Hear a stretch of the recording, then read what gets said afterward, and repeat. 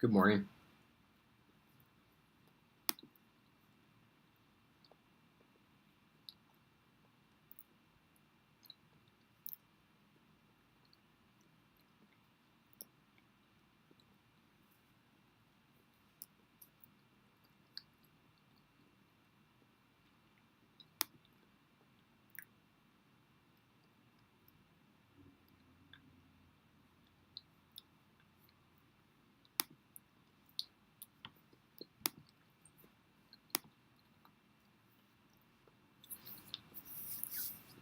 Thank you for asking. Yes,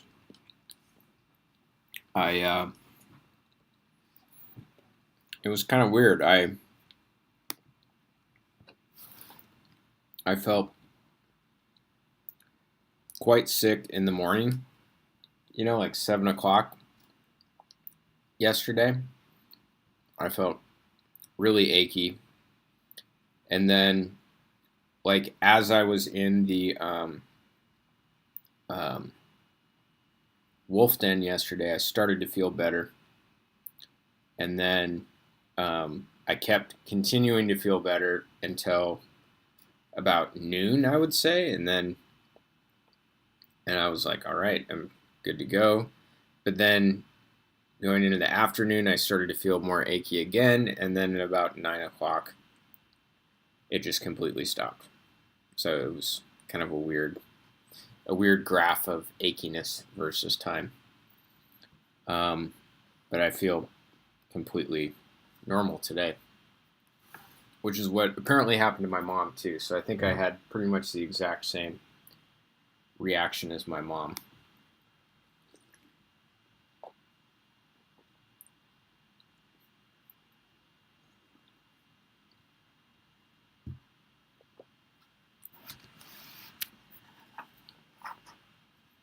Um,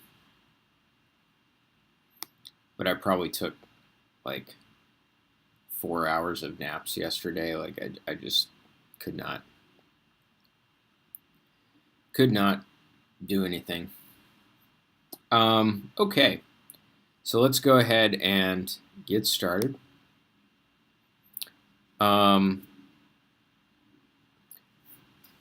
So we are going to kind of finish up nuclear physics today. So the first thing I want to talk about is an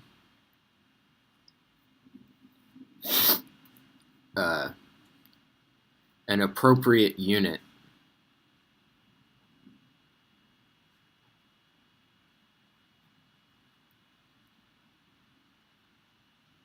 for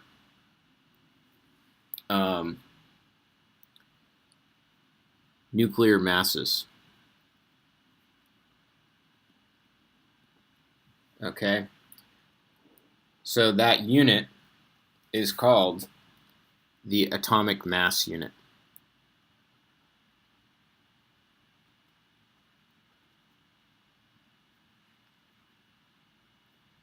Which is abbreviated as U. All right. And so the definition of the atomic mass unit is 1 U is equal to 1/12 the mass of a carbon-12 atom. Okay? So, all right, so it's defined in terms of carbon-12.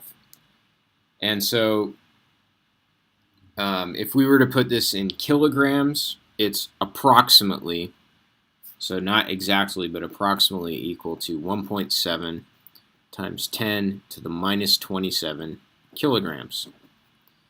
And it's also approximately the mass of a proton, because if we think about it, carbon-12 has 12 nucleons, and all the nucleons have about the same mass. Okay? Protons and neutrons have almost the same mass. So we take that and we divide it by 12, we get the mass of a single nucleon. Okay?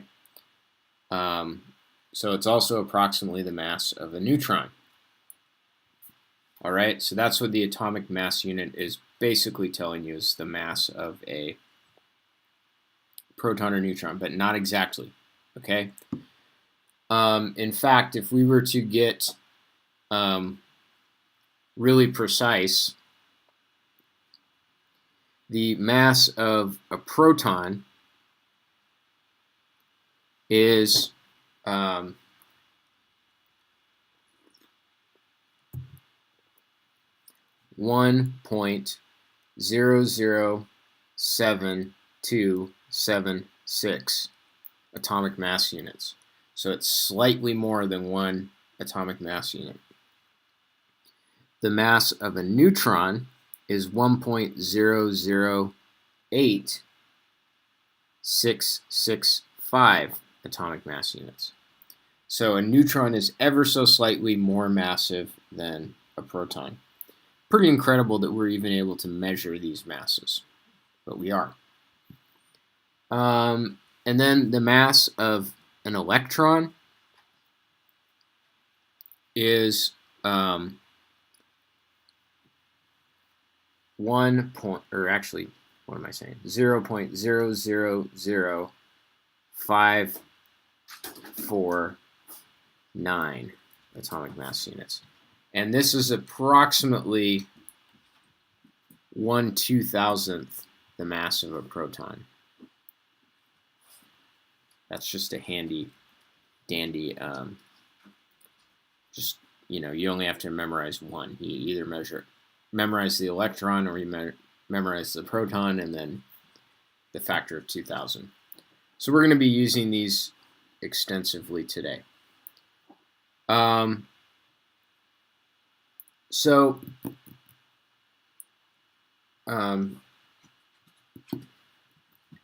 One of the things that we have to be careful about is we're going to be talking about nuclei today. All right. And let me grab a textbook here.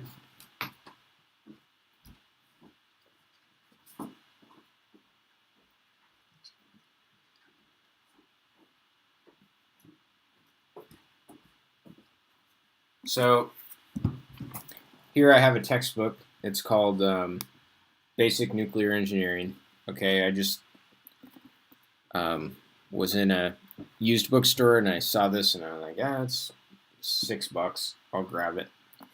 And it's actually a pretty good textbook. But one of the things it has is it has the okay, so in the appendix it has the nuclear data for various elements and isotopes, and it has the isotopic mass in atomic mass units. So you can see it's right down here. Now, one of the things we have to be careful about is nuclear mass is not the same as isotopic mass. Okay? And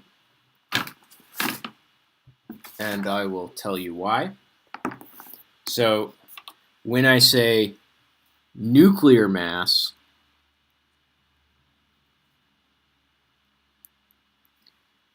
that is only the nucleus. Okay. All right, without the electron cloud. But if you say atomic mass, that means with the electron cloud. Okay, so that's an important distinction because even though the mass of the electron does not contribute very much to the mass, as we'll see, we're going to be doing very precise calculations. So if I look up in this appendix, open up the appendix again.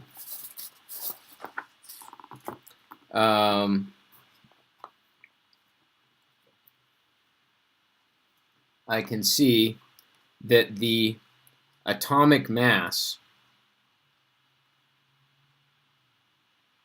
of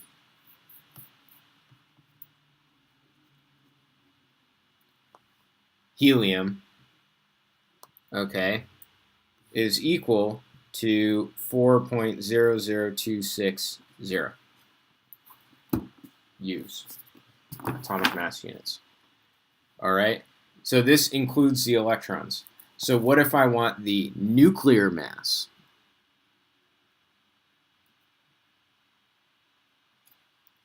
All right, the nuclear mass would be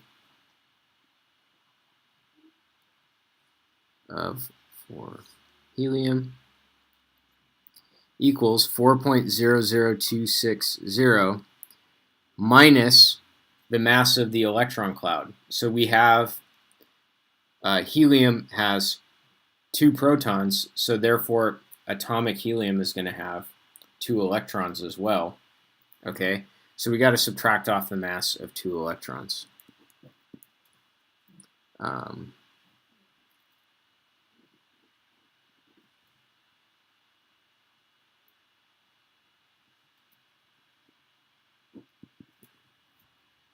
All right, and where's my calculator?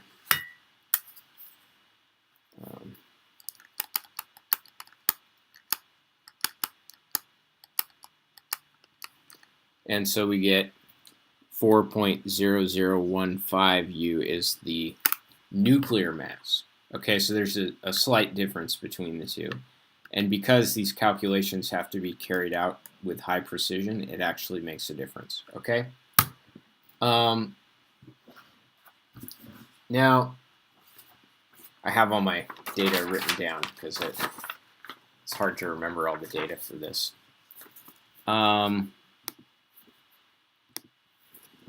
So now let's talk about gold.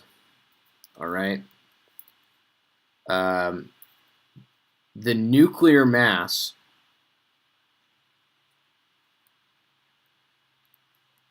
of gold, which is, and henceforth in this lesson, I will be, when I give a mass, I will be talking about nuclear mass. Okay, so I'm not going to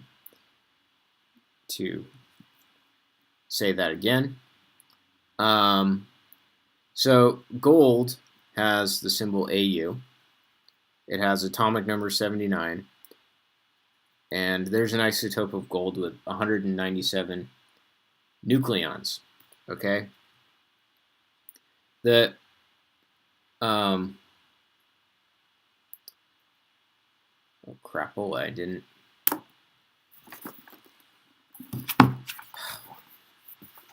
I'm sorry, guys. I wrote down gold, but I didn't write down what the mass was. So now I have to. I knew I wanted to do an example with gold, but now I have to look it up. Okay. Got it.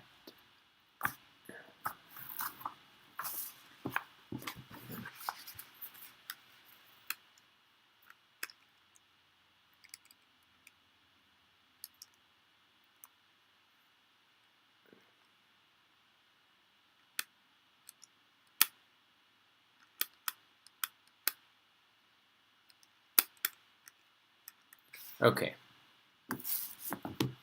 So the nuclear mass of this gold nuclide is 197 or 196.923261 atomic mass units. Okay? Now, if we think about it, I'm going to put a dividing line here. It is going to have 79 protons and 197 minus 79, which is what, 128 or 118.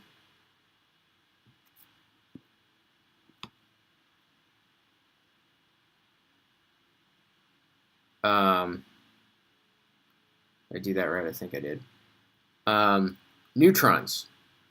So let's calculate what is the mass of all the protons in the gold nucleus. That would be 79 times the mass of a single proton.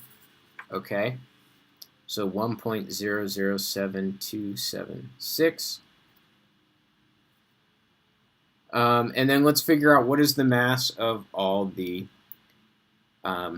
nucleons, or all the neutrons. That's going to be 118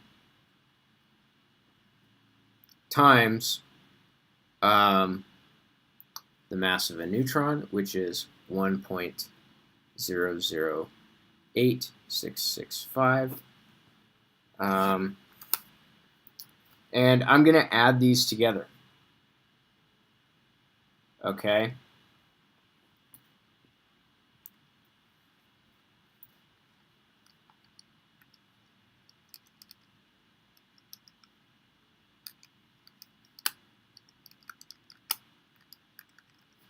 And what I get is 198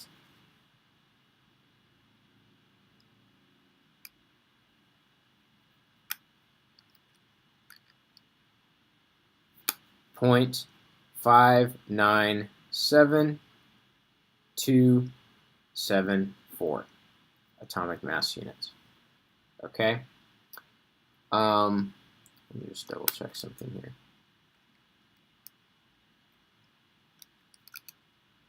Okay. So you might notice that there is a difference between these two numbers. Okay, so we calculated the mass of we measured the mass of a nucleus of gold, and then we took the mass of the things that the nucleus is made up of, and we added those together. So this nucleus is made up out of 79 protons and 118 neutrons, and so I added up the masses of 79 protons and 118 neutrons, and I got a number that is different from the measured mass of the assembled nucleus. Okay? And this actually happens all the time. All the time. All right? So there is a concept called mass defect,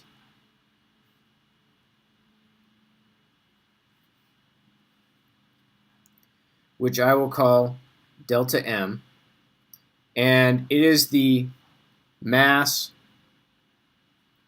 of the individual protons and neutrons in the nucleus minus the mass of the formed nucleus.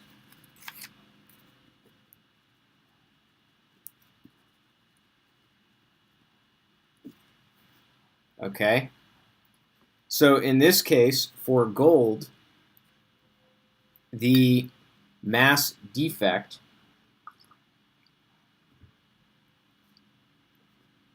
is going to be 198. So the mass of the individual protons and neutrons in the nucleus is 198.597274. And then I subtract the mass of the formed nucleus, which is 196.923261. And I get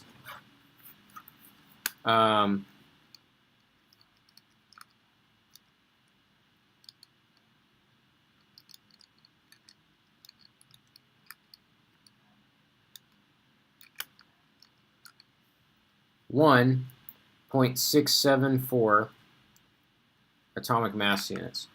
Okay, so that's called the mass defect, and it's a very common thing. So All right. So if I wanted to write what is the mass defect in general, it's going to be the number of protons times the mass of a proton plus the number of neutrons, which is A minus Z, times the mass of a neutron minus the mass of the nucleus. I should say the whole nucleus. All right? Boom. So why? So the main question is, why is there a mass defect? Okay. Why is there a mass defect? It doesn't make any sense. Okay? Unless you know Einstein's most famous equation, and people were polled, and this is the most well-known equation in physics, just by people who don't know anything about physics, and it is E equals mc squared. So this is called mass energy equivalence. Okay? And this c is the speed of light.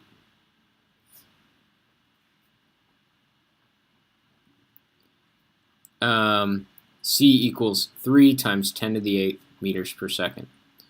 Okay, so what Einstein figured out,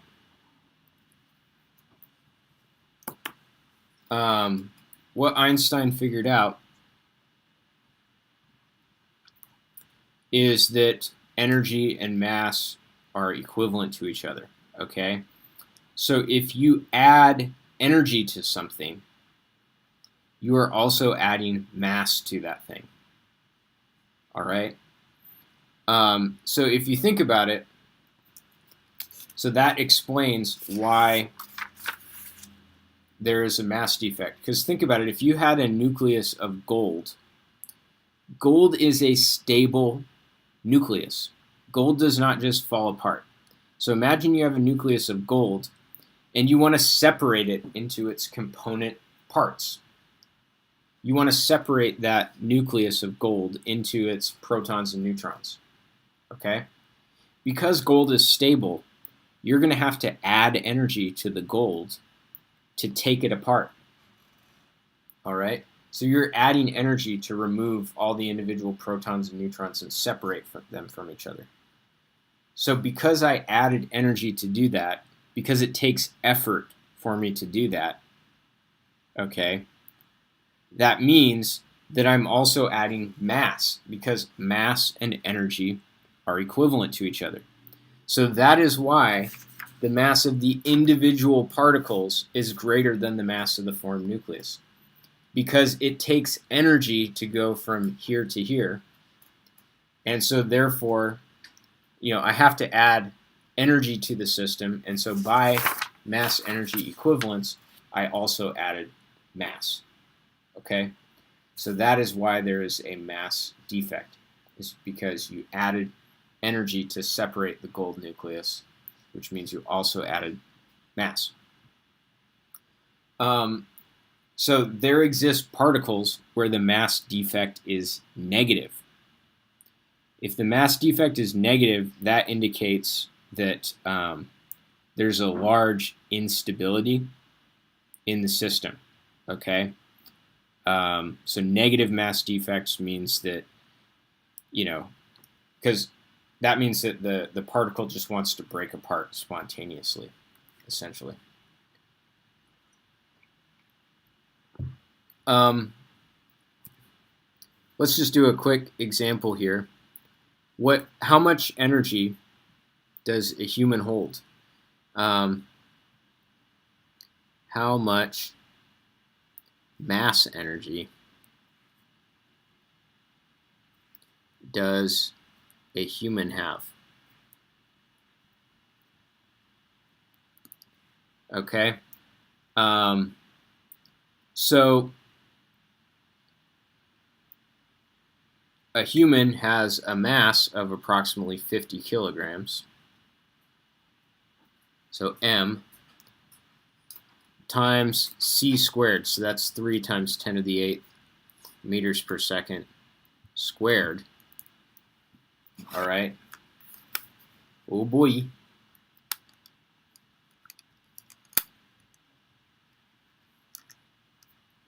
4.5 times 10 to the 18th joules. It's a huge amount of energy. So you have a lot of energy just by way of having mass, okay? And this is the idea with an atomic bomb, okay? Is you are taking mass. So if you were to collect all of the particles of a nuclear bomb after it has exploded, and you were to collect them together and then weigh them, it would be less than the mass of the assembled, before it exploded. Because in the process of exploding a nuclear bomb, you convert mass into energy, and that energy just goes away. It doesn't go away, but it radiates far away. Okay, so that's the whole idea. So Einstein had a big role in realizing that there could be nuclear weapons. Okay, because he realized that there's this relationship. As we talked about, in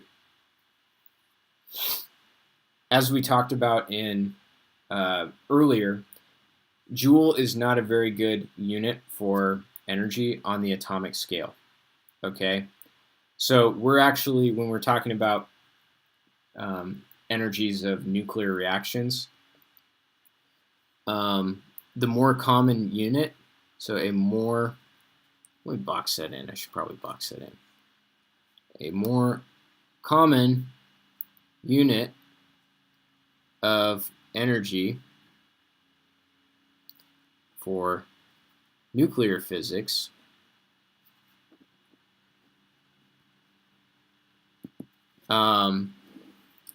is the mega electron volt, 1 MeV, also known as MeV. Okay, and so this is mega electron volts. It's 1 million electron volts. And if you recall, 1 electron volt is 1.6 times 10 to the minus 19 joules. Okay, so then I multiply that by 10 to the 6th, and I get 1.6 times 10 to the minus 13 joules. That's 1 mega electron volt. So it's a small amount on the human scale, but it's a big amount on the nuclear scale. And so what you need to know is that 1 U of mass converts to 931.5 mega electron volts according to E equals mc squared. So this is important. Okay, so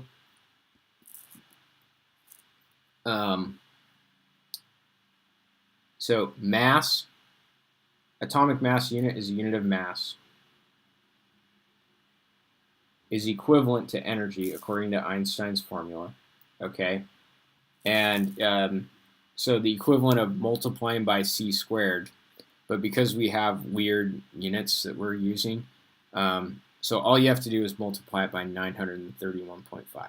Okay, So there's something called the binding energy, which is basically, it is the mass defect converted to an energy. All right? So if we think about gold, what is the binding energy of gold? Well, I calculated the mass defect for gold, and I found that the mass defect for gold was 1.674 atomic mass units. Okay? So 1.674 atomic mass units, and I have to convert that to energy. And if I convert atomic mass units to energy, what I have to do is I have to multiply by 931.5.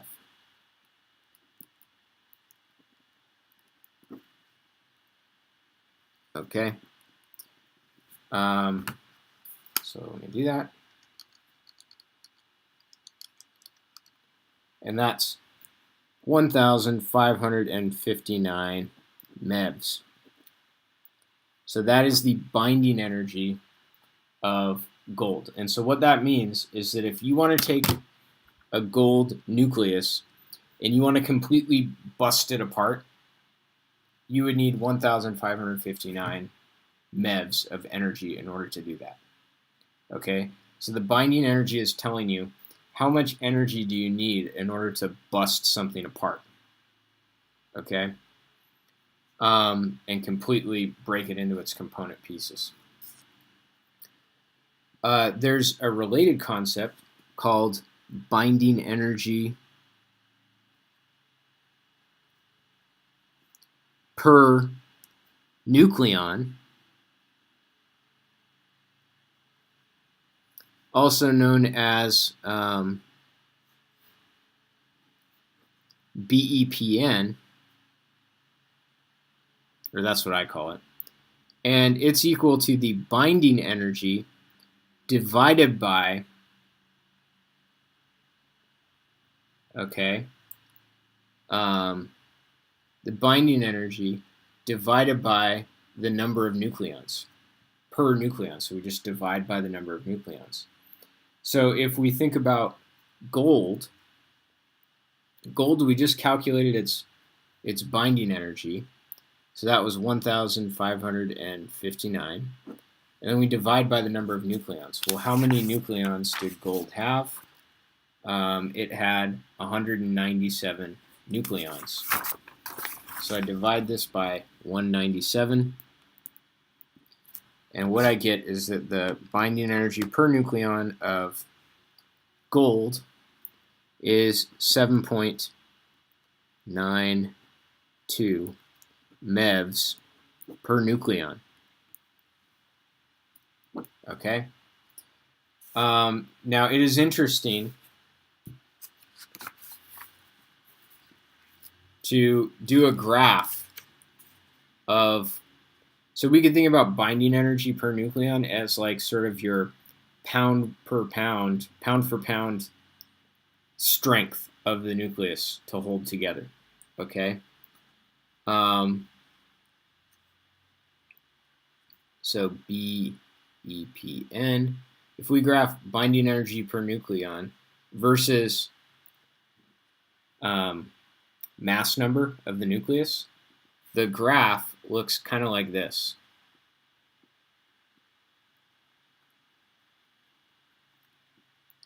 Okay, so there is a nucleus that is the most tightly bound, has the biggest binding energy per nucleon. Okay, and that nucleus is iron. Iron is the most stable element on a pound per pound sense. So this actually has a lot of implications for stellar physics.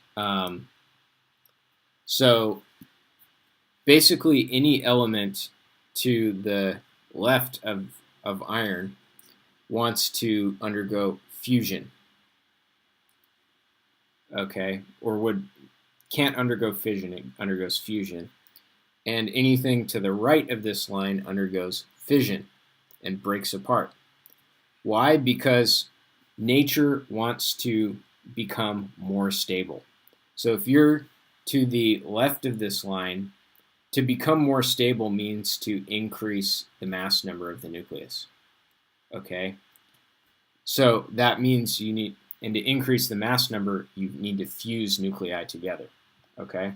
So on this side of the dashed line, you have fusion happening. Here, in order to increase stability, you have to reduce the mass number of the nucleus, which means the nucleus has to break apart.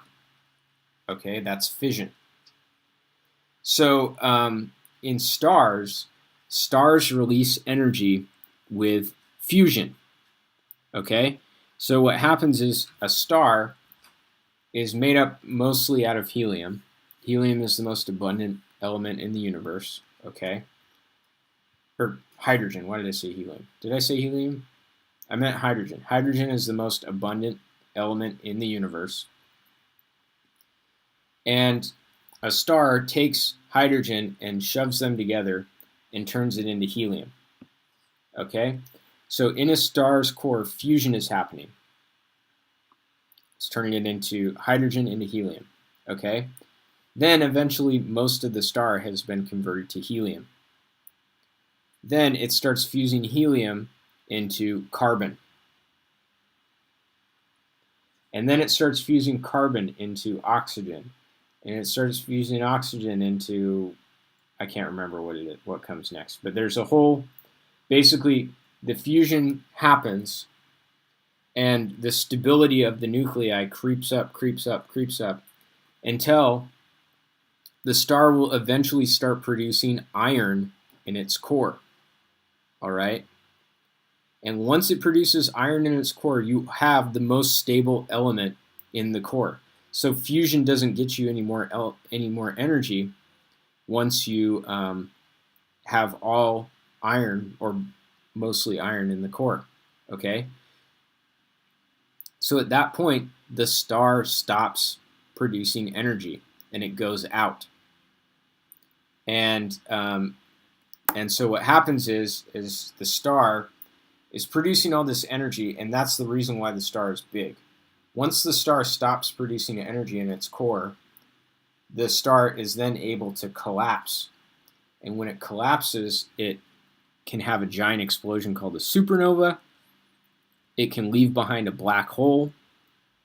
And so anyways, once a star becomes filled with iron, that signals the end of its life. All right?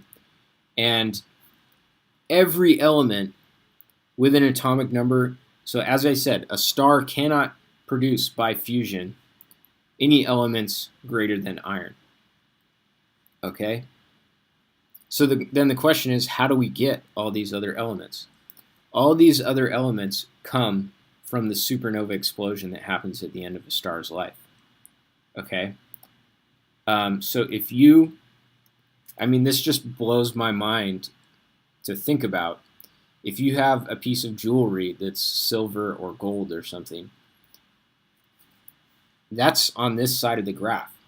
So that gold was produced in a supernova explosion in the distant past of the universe. Like, that just blows my mind. I think it's really cool. So and I'm dead serious about that. It literally, you are wearing the remnants of the supernova explosion. Pretty cool. All right, so what I would like to do is I would like to learn how to calculate the energy released in a nuclear reaction.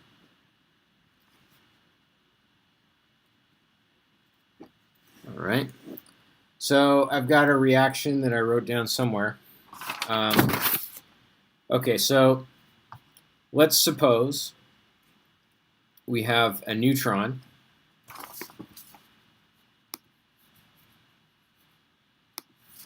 and that neutron hits a uranium-92 235. We already talked about this reaction. And then that causes the uranium to undergo fission, and it becomes barium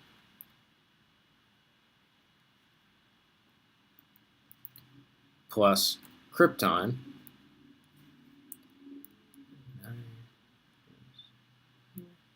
and then it increases the number of neutrons by 2. So we have plus 2 neutrons. Or, sorry, 3, because it increases it by 2. All right? So a neutron, of course, has a mass of 1.008665 U's. Uranium has a nuclear mass of 235.043935 U's. The barium has a mass of 143.92292 U's. The krypton has a mass of 88.91781. And then there's 3 of these. So 3 times 1.008665. So what I'm going to do is I'm going to add these up. Okay. And then I'm going to add these up. All right. So I have 1.008665 plus 235.043935. And so this is 236.0526 U's. Then I do the same thing on this side. Okay.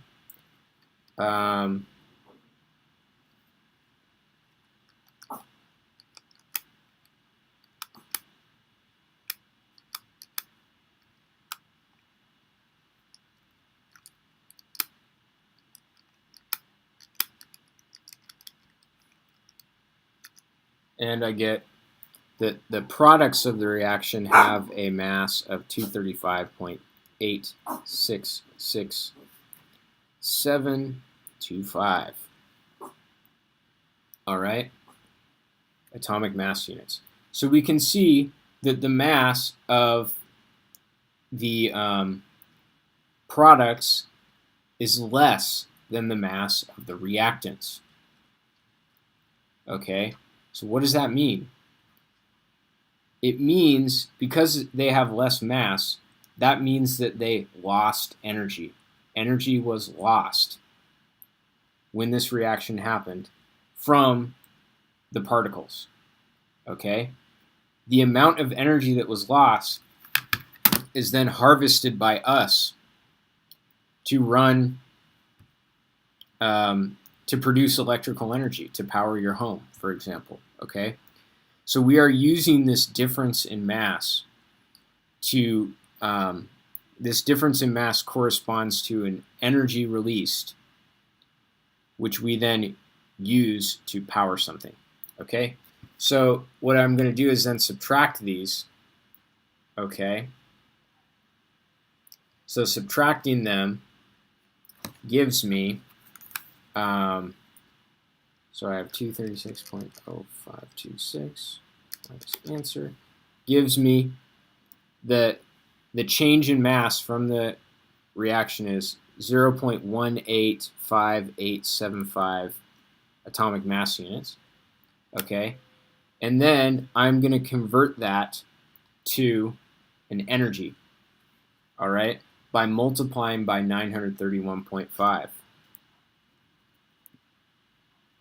MeVs. Okay?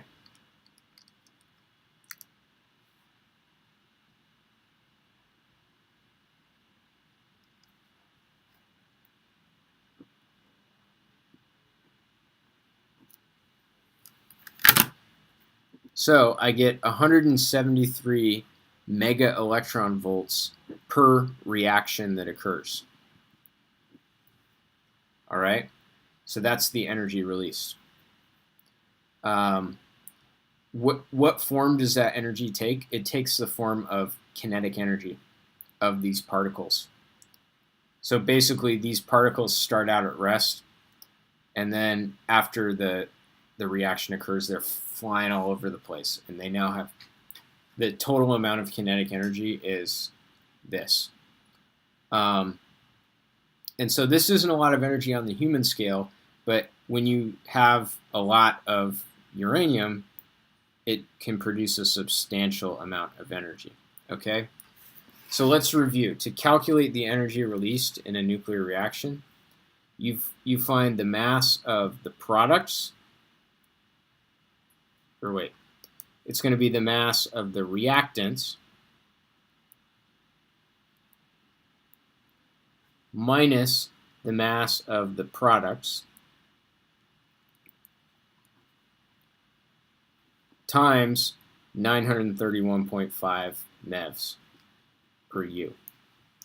Okay, so this is the energy released.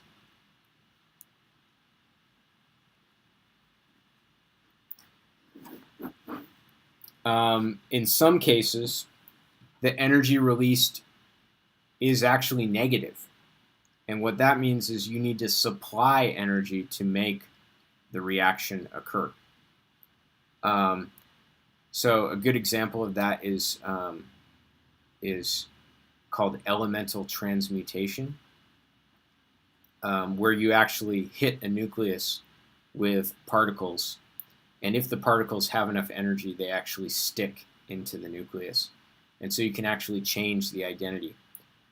So it's essentially alchemy, right? The whole goal of alchemy was to try and produce gold, but alchemists were trying to produce gold by chemical means. But you actually can change the identity of the element if you understand nuclear physics and you bombard a nucleus with particles and make them stick. All right, so that's my lesson for today. I will see you in the Zoom room.